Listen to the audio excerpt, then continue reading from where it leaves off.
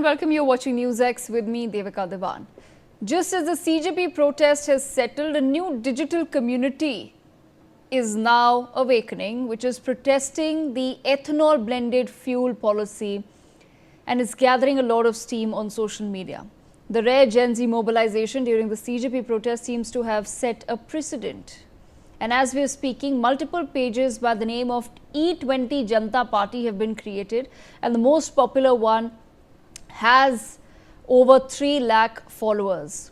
This new page in its bio claims to be an independent citizens movement focused on raising issues that affect the common people. They say their only agenda is to ensure transparency, protect consumer rights and encourage an open discussion on the real impact of India's E20 policy. Well, joining me on the broadcast is one such voice that has been very vocal about the E20 policy. I'm talking about Tehseen Poonawalla, political analyst and activist with us on the broadcast. Tehseen, welcome to NewsX. Like I said, one of the most vocal voices on social media as far as the E20 policy is concerned. So let me have a clear conversation with you, Tehseen, and give you this platform to raise your concerns. I'd like to begin by asking you, with recent parliamentary disclosures revealing that the government has not officially tracked how many of our old legacy vehicles are fully E20 compliant, do you believe that this rapid nationwide rollout that has been passed now has essentially bypassed crucial consumer safeguards?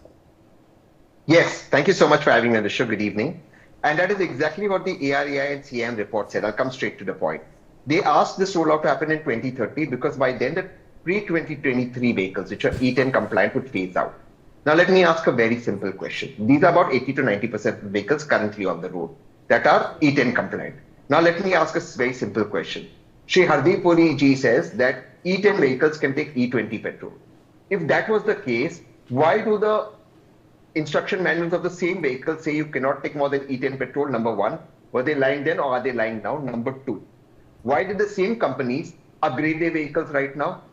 So you see, this is one aspect, but let me give you a second aspect. You see, what do these car companies or bike companies say? They say that it's adulterated fuel because the waters got mixed. Now, part of what the ARAI and CM report said is the reason it wanted ethanol 20 policy to come in 2013 is we have about 1 lakh retail outlets, that's petrol pumps. They don't have the storage which is required for ethanol. You know, ethanol attracts moisture and water. The current storage which is there, which is for old petrol or petrol before below 19, that is today now being corroded. That's why areas that have a lot of rain, you're seeing adulterated petrol. That is the problem that has caused this widespread issue to begin with. Okay. And of course, the government is misleading. Yes, but Tehseen, the government is insisting that all of these claims of widespread engine damage are exaggerated, and they're saying that they're all older vehicles. Some of those claims are now coming out of the government, but is it time for us to have some sort of an independent lab-tested data to really prove otherwise beyond social media anecdotes and some of the videos that we've now seen on social media of consumers? No, social media anecdotes is not what's required. You require scientific evidence. Scientific evidence exists in the form of the ARAI report, CM report, etc. Tell me something. Why can't these reports be made public so you can access these reports? NewsX can access this report. I can access this report. All the experts can access it, and it be put in public domain. If E20 blending policy is good for us, why is the report secretive? It should be public. But let me tell you one more thing. When they say that vehicles will suddenly fall down and break, it doesn't work like that. So let me give you an example.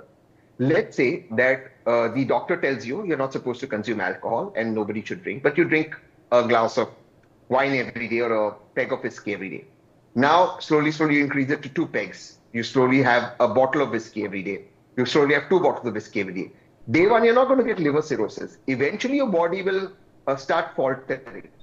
That's the same with vehicles. What will happen is the vehicle durability to 15 years is reducing to 10 years, 9 years. With the scrapping policy, people will always be in the loop. That's why people are angry. The government is making up facts. Look, first, what did Nitin Gadkari? He challenged me. He said, get 1 vehicle. I got 6. He threw me in Tanzak police station where Tughlaki Parman. But fact is, Hardeep Puri ji is gone on record and saying the gasket will have to be changed in 30,000 kilometers instead of 50,000 kilometers. Is that not a concern? Whose permission did they take?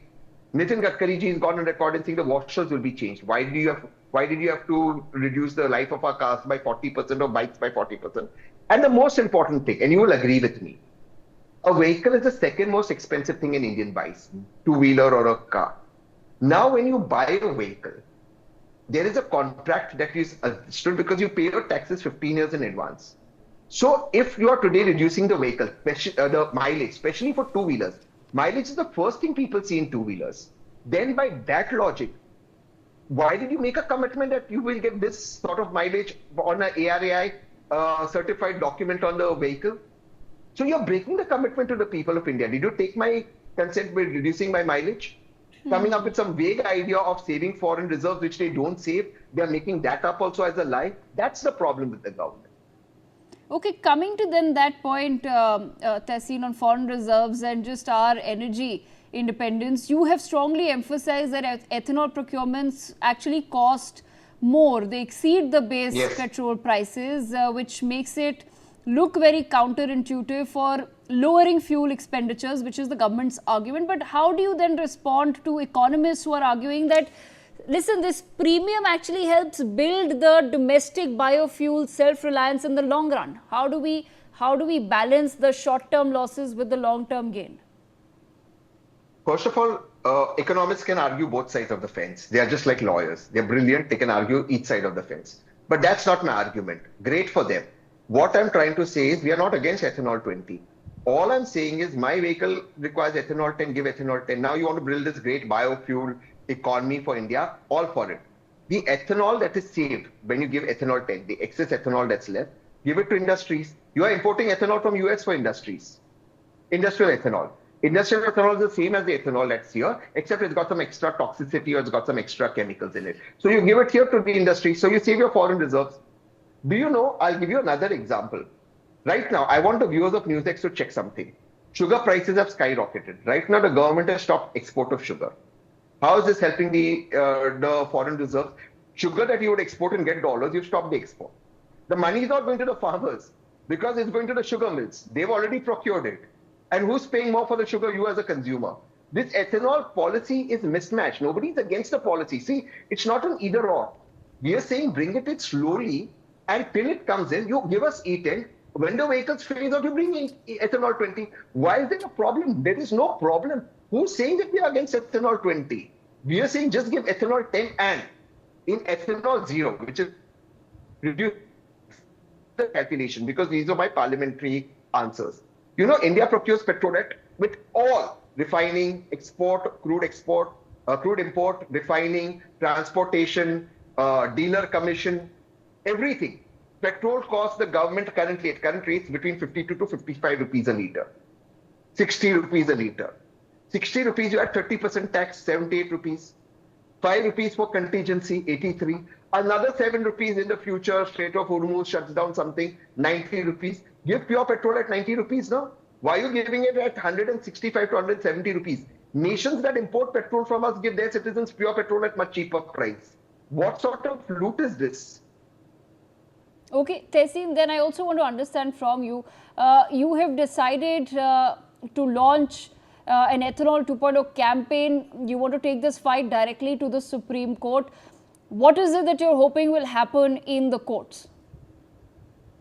No, it's not just Supreme Court. We'll take it to all three S. Sansad, Sadak and Supreme Court. All three S is important.